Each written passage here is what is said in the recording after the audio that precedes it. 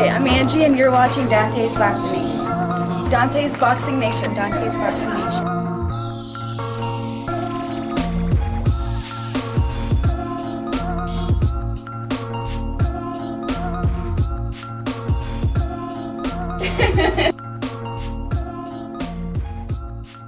Dante's Boxing Nation, what's going on, guys? You know, there's a very popular saying that goes, you could win the battle, but still lose the war. I think this is one of those fights where Golovkin can win this fight. Matter of fact, I'm picking Golovkin to win the fight, but at the same time, he may lose the war. Now, what I mean when I say that is there have been a lot of undefeated fighters that end up beating some guy that they were supposed to beat, right? But at the same time, because they didn't have the greatest performance, their stock went down. And they were no longer looked at the same way. Perfect example, Danny Garcia versus Mauricio Herrera. Brandon Rios versus Abreu. Wama Lopez versus Roger Matagua. After these undefeated fighters struggled, and many people believe they lost the fight, they were never looked at the same anymore. Perception completely changed.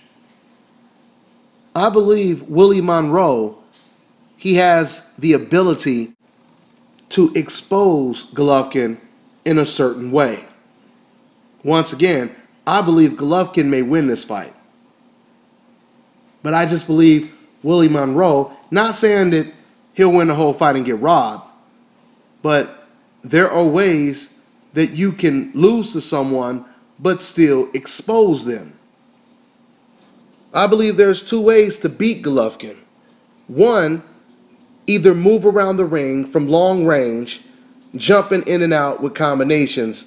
Of course, you have to have speed, agility, great defense to do that, though, and be successful. The other way I believe to beat Gennady Golovkin is close range. Go on the inside, smother Golovkin, and try to push him back on his back foot. Because I don't believe Golovkin is comfortable fighting on his back foot.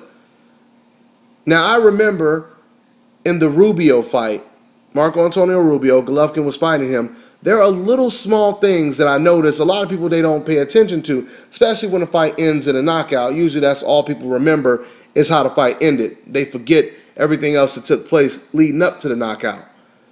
But it was little subtle things that I noticed.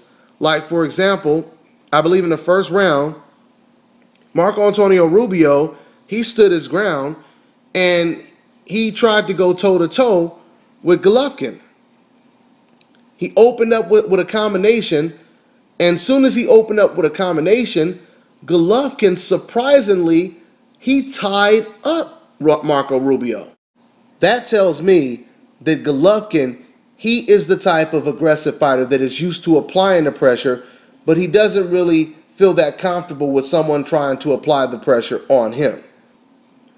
This is the reason why I believe Andre Ward, he would beat Gennady Golovkin very decisively, because he could do all of that and more.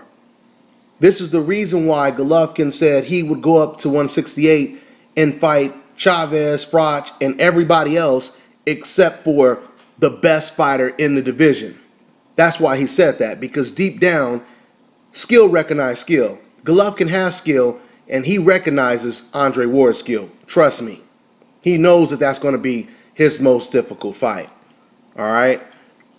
Now, when it comes to Willie Monroe, he has parts of the attributes that you need to beat Gennady Golovkin, but he doesn't have the full package.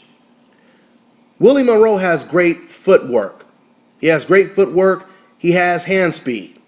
He did great in the Boxino tournament. I was really impressed, actually, in that tournament.